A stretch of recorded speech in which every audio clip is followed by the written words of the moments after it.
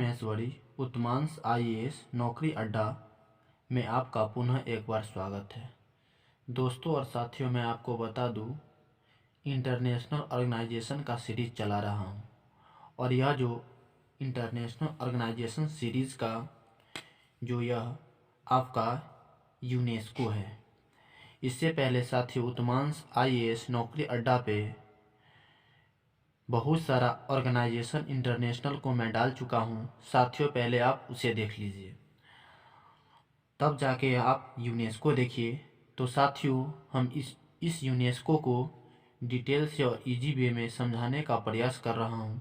तो साथियों इस वीडियो के साथ आप बने रहिए। इसका जो फुल फॉर्म होता है United Nation Educational Scientific Cultural Organization होता है।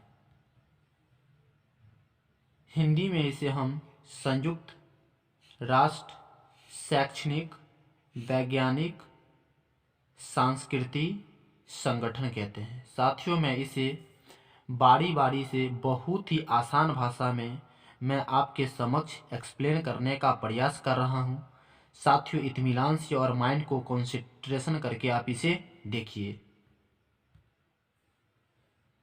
तो मेरे प्यारे साथियों, हम यहाँ देखते हैं यूनेस्को क्या है।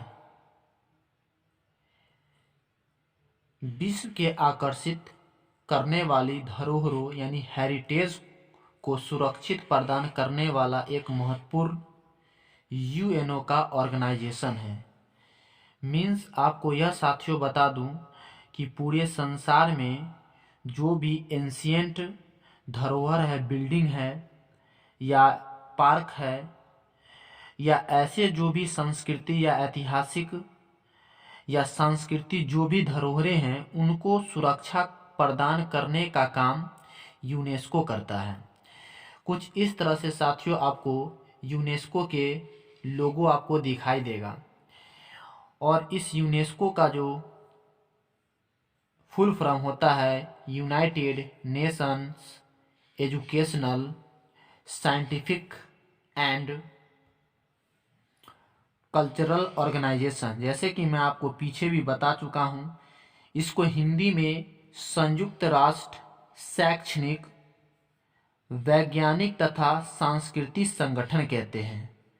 तो साथियों इसके जो एक्रोनिम को फुल फॉर्म करके पूछता है कि यूनेस्को का क्या फुल फॉर्म होता है, तो United Nations Educational Scientific and Cultural Organization होती है। संयुक्त राष्ट्र शैक्षणिक वैज्ञानिक तथा सांस्कृतिक संगठन है।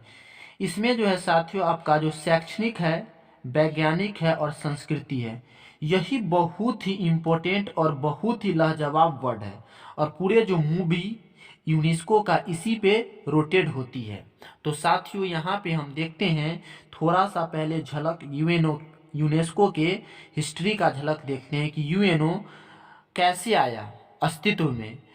तो विश्व युद्ध के बाद संसार दो खेमों में विभाजित हो गया था। मीन्स प्रथम विश्व युद्ध या द्वितीय विश्व युद्ध जो हुआ था साथियों, उस विश्व युद्ध में जो पूरे संसार धुरी राष्ट्र और मित्र राष्ट्र में बट गया था। तो धुरी राष्ट्र और मित्र राष्ट्र में बटा था, तो मित्र राष्ट्र के जो भी नेता वगैरह थे विशेष रूप से तो मित्र राष्ट्र के शिक्षा मंत्रियों ने कहा, यानी यूके में यूनाइटेड किंगडम में कहा कि भाई क्या होनी चाहिए, एक ऐसी संस्था होनी चाहिए जो कि विश्व युद्ध से तबाह लोगों को शांति बनाए रखने में मदद करेगा। तो मित्र राष्ट्रों के शिक्षा मंत्रियों ने यूके में 1945 में एक अधिवेशन बुलाया। इस अधिवेशन में एक प्रस्ताव रखा गया था, प्रपोजल रखा गया था। किसके लिए? तो यूनेस्को के लिए एक प्रपोजल रखा गया था। प्रपोजल रखा गया था तो इस मीटिंग का जो नाम दिया गया था conference of aligned ministers of education, इस जो बैठक को या इस अधिवेशन का नाम दिया गया था। तो साथियों आपसे पूछेगा कि मित्र राष्ट्रों के जो शिक्षा मंत्री थे यूके में यानी यूनाइटेड किंगडम में 1945 में जो मीटिंग बुलाया, उस मीटिंग को किस कॉन्फ्रेंस के नाम से जाना जाता है? तो conference of allied ministers of education के नाम से जाना जाता है। इस कॉन्फ्रेंस में यानी इस मीटिंग में 44 राष्ट्रों के देशों ने भाग लिया था। 44 राष्ट्रों के मंत्रियों ने इसमें पार्टिसिपेशन किया था। इसका मकसद युद्ध से होने वाले तबाही को रोकना था। किसका मकसद? तो ये कॉन्फ्रेंस जो हुआ था शिक्षाविदों को, जो भी शिक्षा मंत्री था उनके द्वारा। तो कितने मीटिंग में राष्ट्रों के सदस्य ने भाग लिया था? 44 राष्ट्रों के सदस्यों ने इसमें पार्टिसिपेशन किया था, यानी भाग लिया था। अब यहाँ पे इसके लिए एक संगठन का निर्माण करना है। ये जो यहाँ पे 44 राष्ट्रों ने विचार विमर्श किया यूके मीटिंग में जो 1945 में हुई थी, जिससे संसार में अमन व शांति बना रहे। मीटिंग के बाद 47 राष्ट्रों ने मिलकर यूनेस्को के संविधान प्रस्तावना पर हस्ताक्षर कर दिया कि भाई चलो अब संविधान बन गया है, तो चलो हम लोग मिलकर इस पे सिग्नेचर करते हैं। तो मीटिंग में 44 राष्ट्रों ने भाग लिया था, बट इसमें प्रस्तावना पे यानी यूनेस्को के संविधान पे कितना राष्ट्रों ने पार्टिसिपेशन हस्ताक्षर किए करके? तो ओनली 37। तो ये डेटा साथियों आप ध्यान रखिएगा। कब किया गया? तो 16 नवंबर 1945 को यूनेस्को के संविधान पर 37 राष्ट्रों ने हस्ताक्षर कर दिया और यह संविधान यानी नियम कानून बनकर तैयार हो गया कि यूनेस्को किस तरह से अपना कार्यक्रम को स्टार्ट करेंगे। तो 4 नवंबर 1946 को लागू किया गया। मीन्स संविधान पे 37 राष्ट्रों ने हस्ताक्षर तो कर दिया 16 नवंबर 1945 को ही, लेकिन यह परिपूर्ण रूप से यूनेस्को अपने रूप में यानी रंग में यानी कार्य में आया 4 नवंबर 1946 को। तो साथियों ये बात ध्यान दीजिएगा कि यूनेस्को के संविधान पर कितने राष्ट्रों ने कब हस्ताक्षर किया? तो 37 राष्ट्रों ने 16 नवंबर 1945 को हस्ताक्षर किया, जबकि यह यूनेस्को जो अपना काम करना स्टार्ट किया 4 नवंबर 1946 को काम करना चालू किया। साथियों आई होप आपको समझ में आ गया होगा। भारत यूनेस्को का सदस्य 1946 में बना। संसार में यूनेस्को एक प्रोग्राम स्टार्ट कर रखा है। उस प्रोग्राम का नाम है मैन एंड द बायोस्फीयर। साथियों ये बहुत ही इम्पोर्टेंट प्रोग्राम है। इस प्रोग्राम को आप मनोमस्तिष्क में डाल दीजिए। एग्जामिनर पूछता है कि यूनेस्को जो है निम्नलिखित में से कौन सा प्रोग्राम चला रहा है संसार में? तो मैन एंड द बायोस्फीयर नाम का प्रोग्राम यूनेस्को संस्था के द्वारा चलाया जा रहा है। तो साथियों यहाँ पर कुछ यूनेस्को का इतिहास के बारे में हम जानने का प्रयास किए। अब यहाँ पर फिर से देख लेते हैं इसका टू द पॉइंट, किस तरह से यूनेस्को काम करता है, कैसे कैसे स्थापना हुआ, इसके प्रथम जो महानिदेशक कौन है। तो मीटिंग जैसा कि मैं साथियों आपको बैक पेज पर बता चुका हूँ कि यूके में यूनाइटेड किंगडम में 1945 में प्रस्तावना रखा गया था और इसमें 44 राष्ट्रों ने इस मीटिंग में पार्टिसिपेट किया था और इस मीटिंग का जो नाम दिया गया था conference of allied minister of education. संविधान पर हस्ताक्षर 16 नवंबर 1945 को 37 राष्ट्रों ने हस्ताक्षर किया था। स्थापना जो हुआ था यूनेस्को का 4 नवंबर 1946 को स्थापना की गई थी। इसको जो HQ है यानी यूनेस्को का जो हेड क्वार्टर है वह पेरिस फ्रांस की राजधानी पड़ती है, वहाँ है। और विश्व धरोहर दिवस जो मनाया जाता है 18 अप्रैल को मनाया जाता है। तो साथियों इस प्रकार से आप ध्यान दीजिए कि किस तरह से मैं फैक्ट को बताने का प्रयास कर रहा हूँ। इसके जो फर्स्ट जो इसके GD जूलियन हक्सले जो ग्रेट ब्रिटेन के व्यक्ति थे। वर्तमान समय में इसके जो GD है मतलब कि जनरल डायरेक्टर यानी महानिदेशक है आंद्रे एंजोले है, जो यह आपका फ्रांस का ही एक व्यक्ति है। टोटल धरोहरों की संख्या 3/1/21 में, मतलब कि आज जब मैं वीडियो बना रहा हूँ, आज की बात कर रहा हूँ कि पूरे संसार में यूनेस्को ने कितने धरोहर को मान्यता प्राप्त कर चुका है, यानी उसको यूनेस्को ने घोषित कर चुका है कि यह एक जो पूरे संसार में सांस्कृतिक रूप से, ऐतिहासिक रूप से मान्यता प्राप्त धरोहर है। तो 1121 धरोहर पूरे संसार में यूनेस्को ने मान्यता प्राप्त करके इसका जो अपने लिस्ट में नामांकित कर चुका है, जिसमें से 869 ऐतिहासिक एवं सांस्कृतिक स्थलें हैं, जबकि 213 प्राकृतिक स्थलें हैं तथा 39 जो है आपका मिश्रित है। तो साथियों, ये डाटा बहुत ही इम्पोर्टेंट है, आप इसे इत्मीनान से और शालीनता से देखिए।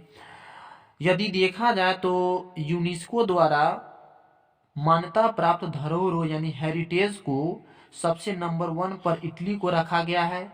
इसके 45 धरोहरों को यूनेस्को ने मान्यता दे चुका है। दूसरा नंबर पर चाइना है, इसका भी 55 या 54 दिखाई देता है। तीसरा नंबर पर स्पेन है, जिसका यूनेस्को द्वारा 18 हेरिटेज को मान्यता प्राप्त हो चुका है। चौथा नंबर पर जर्मनी है, इनके 46 हेरिटेजों को मान्यता प्राप्त हो चुका है। एंड जो 5वां नंबर पर है फ्रांस, इसके 45। एंड छठा नंबर पर है जो मेरा इंडिया, प्यारा सा यूनेस्को के द्वारा मान्यता प्राप्त देश है। तो इस तरह से साथियों, आपको मैं कुछ यूनेस्को के द्वारा number 1, number 2, number 3, number 4, number 5, number 6 स्थान पर कौन कौन से देश अपने स्थान को बना के रखे हैं यूनेस्को के द्वारा, ये बात यहाँ पर दर्शाया गया है। फिर यहाँ पर साथियों हम आगे देखते हैं, टोटल सदस्य जो इसमें अभी कितने हैं, 193 हैं। 195 अमेरिका और इजराइल के लगाकर था, लेकिन अमेरिका और इजराइल इस जो यूनेस्को के मेंबरशिप से सदस्यता त्याग दिया है, तो 193। तो साथियों इस बात को ध्यान दीजिए कि अमेरिका और इजराइल जब थे तो यूनेस्को के मेंबर टोटल सदस्य कितने थे, 195 थे, लेकिन अभी कितना है, 193 हैं। पर्यवेक्षक राष्ट्र यानी ऑब्जर्वर कंट्री जो 2 है, एंड सहयोगी राष्ट्र कितने हैं, 11 हैं। भारत यूनेस्को का सदस्य कब बना, 1946 में बना।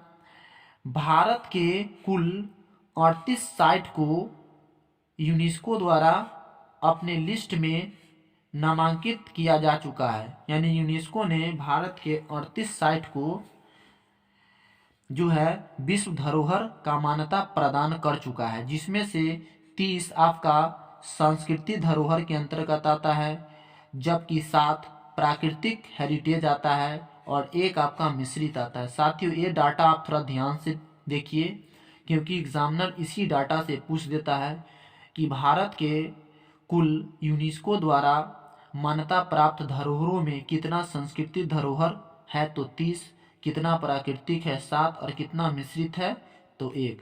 मतलब कि संस्कृति और प्राकृतिक को ही हम यहाँ पर मिश्रित हेरिटेज बोलते हैं।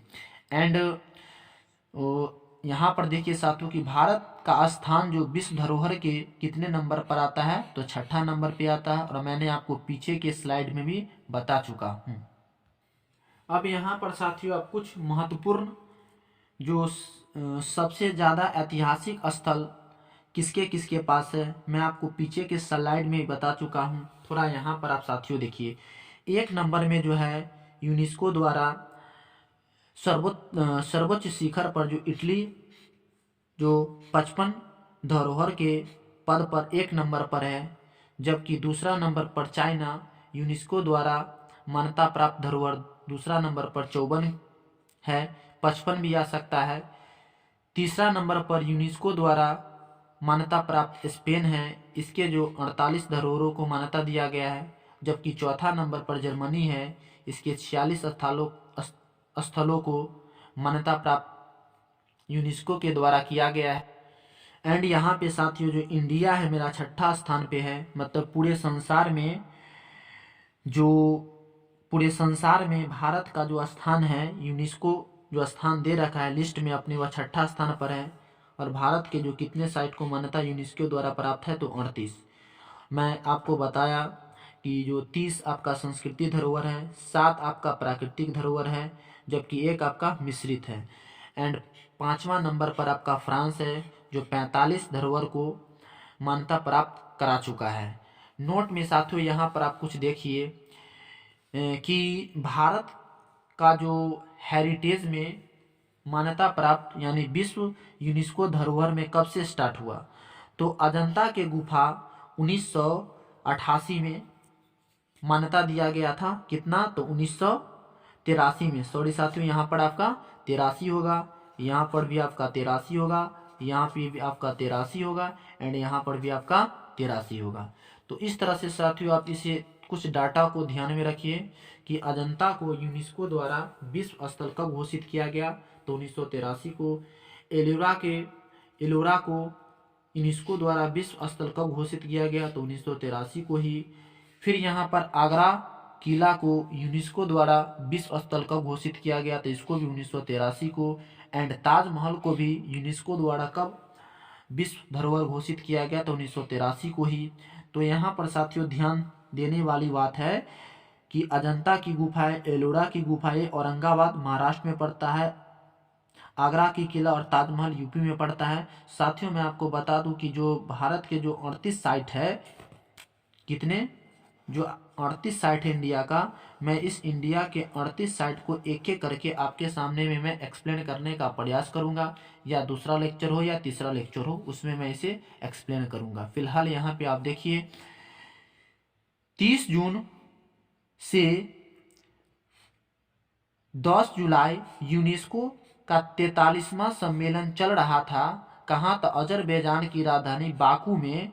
वहां पर जयपुर को पिंक सिटी के दर्जा प्राप्त यूनेस्को द्वारा किया गया था। तो साथियों आपको पूछेगा कि जयपुर को पिंक सिटी का दर्जा किस कॉन्फ्रेंस के तहत मिला, तो अजरबैजान की राजधानी बाकू में 43वां यूनेस्को सम्मेलन हो रहा था। उसी समय राजस्थान में जगह जयपुर है, यानी राजस्थान की राजधानी जयपुर, तो इसे पिंक सिटी, ब्लू शहर के नाम से दर्जा कब प्राप्त हुआ, तो आपका 2019 में हुआ था। कब हुआ था, तो ये आपका 2019 में इसकी मान्यता दी गई थी, जो आपका एक डेट है 30 जून से 10 जुलाई के बीच में।